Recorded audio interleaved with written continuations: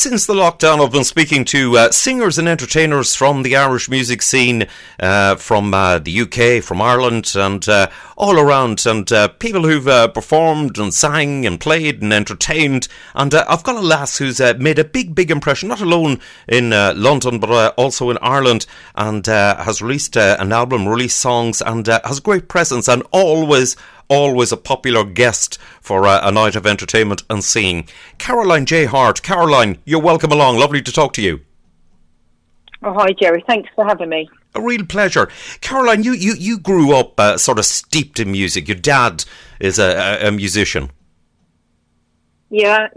My dad, I suppose, all my life really I've grown up with Irish music, Irish country and Western music. And, my dad's been playing around the London circuit. He had for years, so I often went to gigs with him and sang an old song with him and things like that. Indeed, yes. Your dad, of course, George Harte, who's been playing for an absolute lifetime, and it's all you sort of had always a major interest and a major love for the music.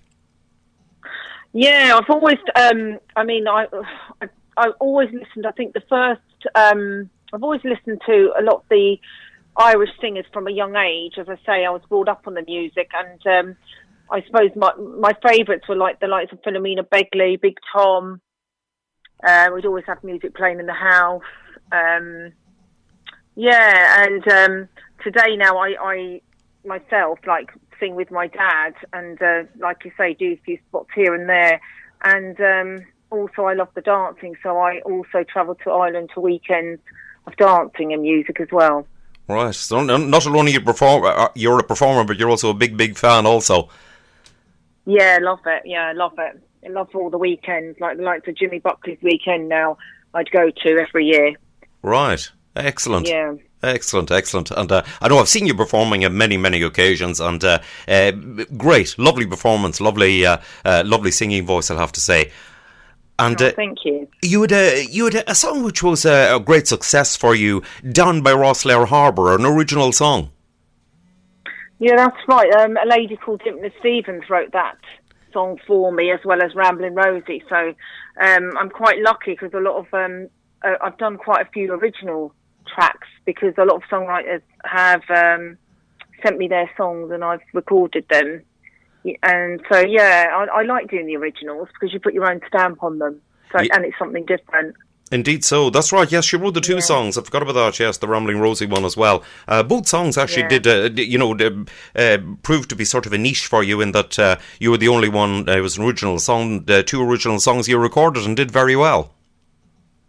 Yeah, I was happy with them, actually. I did really like the Down by Rosslare Harbour one, especially, yeah. So, yeah, I'm lucky like that. I've had quite a few songwriters. Andrew Cox and Paul Kelly as well wrote a few of my tracks from my album, honestly. So, so I like doing them. I'm pleased, that I've had the chance to do some originals rather than all covers. I mean, obviously it's nice to do a few covers, but I do like the originals, definitely. Right. Now, since the lockdown and all the rest of it, you've had a rather traumatic experience. Your last, I think your last time outside the door was on St. Patrick's night. Yeah, that's it. I actually was quite unwell. I was doing some gigs with Glenn Flynn, and we for St. Patrick's weekend, and we both got symptoms of the virus. I actually have asthma, so as soon as after Glenn had gone back to Ireland, I became very unwell, as did he, and I unfortunately wasn't able to get tested here, so I stayed. I'm just unable to get out of bed actually, and I actually did get severe pain. I was in severe pain, flu-like symptoms. Actual agony, actually, where I was near crying in pain with it. It was so painful. And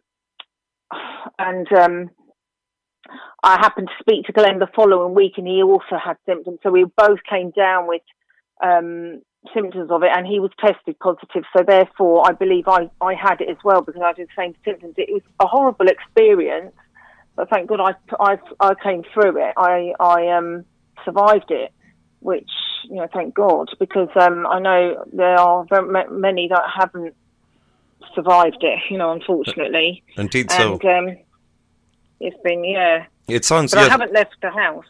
I just went for a walk yesterday with my dog. But apart from that, no, I haven't left the house at all. Right. It's anybody who actually thinks that this is a sort of a little bit of a cold or a little bit of a sniffle, it's a lot worse than that. Yeah, it's a lot worse than that. I know that other family members in my household have had like colds and coughs and things like that, so they've probably got mild symptoms of it. But if it gets hold of you and you get more, like I had quite a lot of symptoms, like, well, I had a few, but I had severe pain, and I think that was the worst thing for me. The pain was excruciating, and I was crying in pain with it. It was severe now, and my asthma was playing up as well. The first few nights I had it, I really found it hard to breathe. But like I said, when I rang up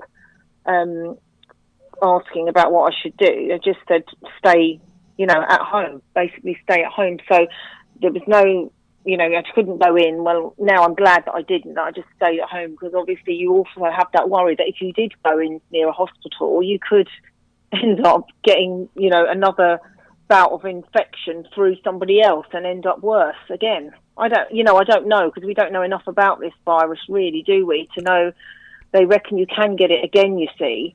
Yes. And I worry if you were in contact with someone, say another person that had it, could you get more symptoms and end up getting, you know, I just don't know. It's just I think we just don't really know, do we? Exactly. Enough about it, yeah. It's scary though, and I would say to anybody, you know, that thinks, you know, that is going to just stay at home for, you know, till we get it under control, because I think, you know, these are scary times, and but basically if we don't stay in and do as we're supposed to do, then this is going to be around for years if we don't stay in. We've got to try and get it under control. It's just, I you know, and hopefully they'll get a vaccine to, you know, stop this, you know. Hopefully, as soon as we get that, we can get back to some sort of normality. But that's the thing. I mean, when is that going to happen? Indeed so. Yeah. I think it's. I think actually to listen to you, and I can tell by the way you're speaking about it that you know, it was pretty horrendous as you were. It was quite upsetting to actually even speak about it. Very, just not horrible. I won't wish it on anyone, and I just think. You know, I think there are so many people obviously going through having symptoms. You know, there's like obviously loads of people that are having milder symptoms, you know, more severe symptoms than I had. I mean, you know, and it's. I'm just so glad, that I got over it. But I'm, you know, obviously. I don't know where we picked it up from. You know, like I said, nobody's really sure whether you can get it just from passing someone in the street, or you know, we don't really know, do we? Indeed, we're all a bit, and because I wasn't really near many people. You know, when I was gigging, we were away from everyone. We were up on the stage. We weren't really down in the crowd or anything. We sort of kept to ourselves, which we do. You know, into the dressing room, eating away from everyone and things like that. So it's just very, I don't know. Just don't know how. That's the thing. Where we picked it up. A lot of people actually say that as regards the coronavirus, the people who've suffered from it, they all say, I really do not know where I picked this up. You know, could it have been a street? No. Could it have been, you know, in a shop? Could it have been wherever? And this is the scary thing about it. Yeah, that's the thing. I mean, like I said, we kept to ourselves anyway. We always do, and I really don't know where we picked it up, or you know, and I don't know whether, like I said, we had it a few days before we went gigging. We just don't know, or did we pick it up in one of the venues? I don't know, because you can pick it up. They say even if you touch somewhere where someone else has touched, you can pick it up. Yes, so I believe. So. Which is pretty scary. Yeah, very scary. Indeed. Well done on coming through. You've been a true soldier. You've you've come out the other side of it, and unfortunately many people haven't, and there are many people today, unfortunately, in the same predicament as you've been in. But you well done. I'm glad that you're out of it. I'm glad that you're that you've got there, and fingers crossed that it never happens again. Yeah, because apparently you can get it more than once, and that's the scary thing. You can get it actually more than once. They say now you Indeed. can get it up to 4 times, which is really worrying. But you'd hope that you've built some sort of antibody up against it from having it the once. But I don't know if you do or not. Nobody seems to know. Indeed, yes, hasn't been nothing like that has been confirmed, and I think it actually has been confirmed that you can get it more than once. Which doesn't exactly instill confidence any place along the way. But listen, Caroline, it's been lovely to chat with you. Well done on all your achievements so far, and I'm so glad that you've recovered. So glad that you're sounding good and you're back to your old self once again. And fingers crossed, onwards and upwards. And as I always say, stay safe. Yeah, stay safe. Caroline, that's all you can do. Thank you very much for talking to me. Appreciate it. No, thanks a million for having me, Jerry. All the best now.